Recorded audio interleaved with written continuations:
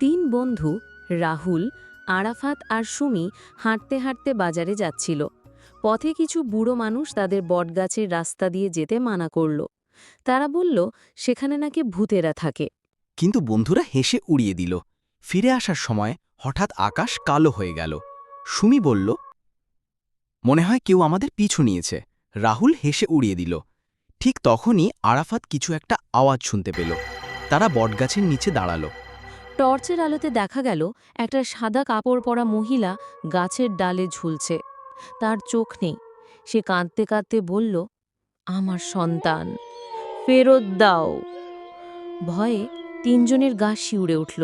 তারা দৌড়তে শুরু করলে পিছন থেকে এক পুরুষ ভূত বেরিয়ে এলো। তার গলায় দড়ি, চোখ দুটো লাল। সে গর্জে উঠল, তোমরা বাঁচবে না। বন্ধুরা দৌড়াতে দৌড়াতে শ্মশান পার হল। রাহুল হাঁপাতে হাঁপাতে বলল, নদী পার হলেই আমরা বাঁচব। তখন হঠাৎ এক বুড়ো ওঝা তাদের থামিয়ে বলল, এই দুই ভূত স্বামী স্ত্রী ছিল। গ্রামের লোকেরা ডাইনি অপবাদ দিয়ে মেয়েটিকে পুড়িয়ে মেরেছিল। তার স্বামী তাই গলায় দড়ি দিয়েছিল। এখন তারা প্রতিশোধ নিতে ঘুরে বেড়াচ্ছে। রাতে নদীর পাড়ে ভূতেরা আবার হাজির হল। মহিলা ভূত সুমির দিকে, পুরুষ ভূত রাহুলের দিকে এগিয়ে গেল। আরাফাত মন্ত্র পড়তে গিয়ে ছিটকে পড়ল। নদীর জল হঠাৎ লাল হয়ে গেল।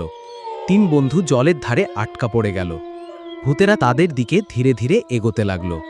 বন্ধুরা আতঙ্কে চিৎকার করতে লাগল, আর সেই চিৎকার রাতের অন্ধকারে মিলিয়ে গেল। পরদিন সকালে গ্রামের লোকেরা নদীর পাড়ে শুধু 3টে বাজারের ব্যাগ পেল। সেই 3 বন্ধুর আর কোনো খোঁজ পাওয়া গেল না। এখনও লোকেরা বলে, মাঝরাতে নদীর ধারে গেলে তাদের চিৎকার শোনা যায়।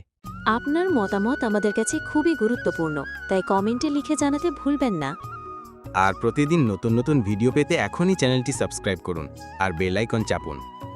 জানেন কি, আপনার একটা লাইক আর কমেন্ট আমাদের জন্য অনেক বড় এনার্জি।